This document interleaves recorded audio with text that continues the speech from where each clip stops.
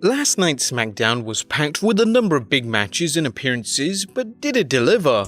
Join us now as Wrestlelamia analyzes the 17th January episode of the Blue Brand, as well as the wildest news stories and rumors you need to know, including some Royal Rumble spoiler returns, a WWE superstar reportedly extends his contract, a new NXT title, Tessa Blanchard denies being a racist, and much more. Be sure to subscribe and hit that notification bell for daily wrestling videos.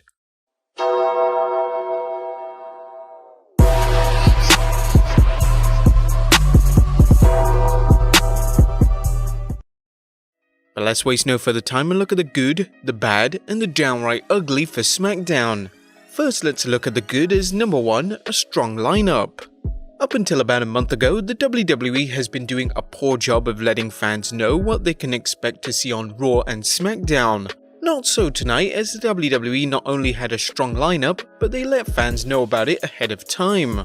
While a strong lineup on paper doesn't always result in a good show, last night's edition of the Blue Brand delivered. Yes, you heard us right, we actually liked an episode of Smackdown. Whether it was Big E vs John Morrison, Bayley vs Lacey Evans, the Usos vs The Revival, or Roman Reigns vs Robert Roode in a table match, Smackdown had a lot going on and most of it was damn good. Number 2, using a legend well. AEW World Champion Chris Jericho recently hinted that some promotions just don't use legends well. We can't imagine who he was talking about. But last night's Smackdown was a good example of how to use a special appearance by a legend. Kane's appearance wasn't just a good way to promote the Royal Rumble match, but it turned into a strong angle for continuing the build-up between Daniel Bryan and The Fiend. It also brings a little bit of nostalgia back as Team Hell No are back together. Number 3, building the Usos back up. While it's still unclear whether the Revival will stay in the WWE, the WWE seems to be treating their departure as more likely, hence the Usos going over them in tag team action.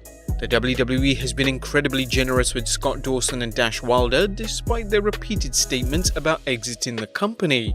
If the Revival are leaving soon, it's time for them to start doing their time-honored tradition of putting other wrestlers over on the way out. Number 4, the Otis and Mandy storyline. There's a lot of good chemistry here between either Mandy Rose and Otis or Mandy Rose and Sonya Deville. We love the idea that Mandy is falling for Otis. It may lead to Mandy becoming a face with Otis and Sonya becoming a heel. And lastly, building up a recently returned superstar.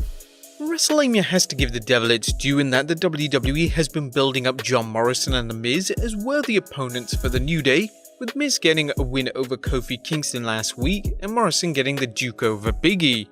While both wins were traditional heel wins, it was a good way of showing new fans that both Morrison and The Miz are more than mid-card acts.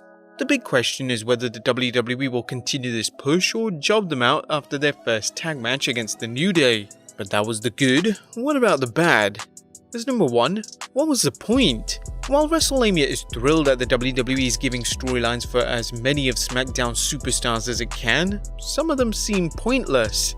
Shorty G vs Sheamus seems predictable, while Braun Strowman vs Shinsuke Nakamura just doesn't seem to have any payoff. Shinsuke should be wrestling a high flyer or a technical wizard, not a powerhouse like the monster among men. Strowman has no use for the Intercontinental Championship unless the WWE wants to cement his place as a big guy who can't win the big matches. And number 2, we're disappointed that Roman Reigns didn't choose a dog poo match. No, just joking. Now, since there was nothing that bad about the show, there was nothing downright ugly. As Friday Night Smackdown delivered another good night of wrestling, and while there were a couple of segments we could have done without, they weren't awful. As we've noted in the last few weeks, there's continuity from week to week, which should happen given wrestling's episodic nature, and even shoutouts to classic storylines like Kane's past battles with Bray Wyatt. The Blue Brand is finally learning how to create a solid 2-hour show that's now becoming worth to tuning in every week. It's unclear who's responsible, but whoever is deserves a raise, and Raw's creative team should take notes. But that was the good, the bad, and the downright ugly. Let's move on to the news, as our first story looks at more details on AEW's new deal with TNT. All Elite Wrestling's big deal with TNT surprised many people, with Dynamite getting renewed through to 2023 and a second AEW primetime show in the works. Now we have some details on the financial side of the deal, with the Wrestling Observer newsletter noting the 4-year deal is worth $175 million in rights fees, just under $45 million per year, and includes TNT having an option to keep the show through the end of 2024 at a significantly increased price. For AEW, the deal ensures 2020 profitability and pretty much protects them from being taken off the air through the end of 2023 if ratings decrease. One of the things to consider is when the show will air. According to The Observer, it would not air on Sunday, Monday or Thursday because Khan has an agreement not to air wrestling against the NFL since his family owns the Jacksonville Jaguars. Another thing to consider is whether the WWE will decide to air a show to compete against AEW's new show.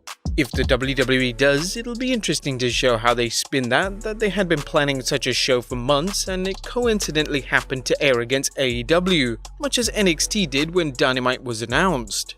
Next up are the Revival preparing to leave WWE. One of the biggest questions for fans of the Revival is whether they're serious about leaving the WWE or claiming they're leaving in order to leverage the best contract they can. While we don't know yet, consider this story from the latest issue of the Wrestling Observer. The Revival have hired the same lawyer who does trademarks for Cody Rhodes and are looking and trademarking Shatter Machine. They've already trademarked FTR and Forever the Revival, so at worst if WWE claims rights to the name The Revival, they can go as Forever the Revival. Is it a coincidence that Scott Dawson and Dash Wilder are using the same contract as Cody? Could this be evidence of a jump to AEW? Next up, another WWE superstar signs a contract extension. Now in every video it seems like the WWE has signed another superstar to a contract extension, and the latest superstar to do so is the Lucha House Party's Kalisto. Pro Wrestling Sheet's Ryan Satin reports, Pro Wrestling Sheet has learned Kalisto recently signed a new WWE contract extension. Sources tell us the 33-year-old wrestler, who is currently part of Lucha House Party, has come to terms on a multi-year contract extension with WWE. Of course, with Satin working for WWE backstage, he probably got a text telling him to report the story. Next up, a new belt, same as the old belt. The WWE has announced a new title, or should we say a new name for an old title. Today, the WWE unveiled the NXT UK Championship, a belt that replaces the WWE United Kingdom Championship. The Imperium's Walter currently holds the title, and hopefully he'll take better care of this one than when he left a previous title belt in a motor vehicle and it was stolen. Next up, The Rock pays tribute to his dad. Dwayne "The Rock" Johnson posted a touching tribute on Instagram to his recently departed father, WWE Hall of Famer Rocky Johnson. Here's an excerpt. "I love you. You broke color barriers, became a ring legend and trailblazed your way through this world. I was the boy sitting in the seats, watching and adoring you, my hero from afar. The boy you raised to always be proud of our cultures and proud of who and what I am." If you manage to get a chance, check out this heartfelt message from The Rock. Next up, Mike Kanellis moving to NXT? While this is more speculation than confirmed news, Mike Kanellis may be getting prepped to jump to NXT. Pro Wrestling Sheet reports that Kanellis wrestled an NXT live event on 17th January. He was last heard from asking his release from the WWE, citing his lack of direction in the company. He seems like a better fit for NXT with its focus on smaller wrestlers and more technical matches. Do you think Kanellis could thrive in NXT? Let me know in the comments down below. Next up, Tessa Blanchard denies racist remarks again. The current Impact World Heavyweight Champion Tessa Blanchard came under fire recently with a seemingly slew of women accusing her of bullying and even spitting in a wrestler's face while calling her the N-word. While Blanchard denied the incident earlier, she posted a more detailed denial via Twitter. "Over the last week I've been accused of calling a fellow wrestler a racial slur. To read this allegation has been personally upsetting. To be clear, I absolutely did not use that word. That word is not in my vocabulary. That word is not in my heart. Racism is not in my heart. Yet I know many people have to deal with racism in a way I will never have to. Racism is an awful part of American history, and it is equally awful that it's still part of our society today. While I did not do what was claimed, I stand ready to use my platform to support the fight against racism however I can." Definitely some good strong words from Tessa and a well-written statement. What are your thoughts on the story? Do you still think she's a racist? And our last story, possible Royal Rumble surprise return spoilers. While the Royal Rumble is filling up quickly, it looks like the WWE has some possible surprises. PW Insider is reporting that it's been told by multiple sources NXT star The Velveteen Dream, who has been off television with a back issue but has been at all NXT television tapings in the Performance Center regularly, and Jinder Mahal, who has been out since last year with a torn ACL, are slated to be in Houston, Texas for Royal Rumble weekend. Are these some good surprises? Let us know in the comments down below, subscribe if you haven't already, follow us on Instagram and Twitter, and I'll see you next time with some more wrestling content.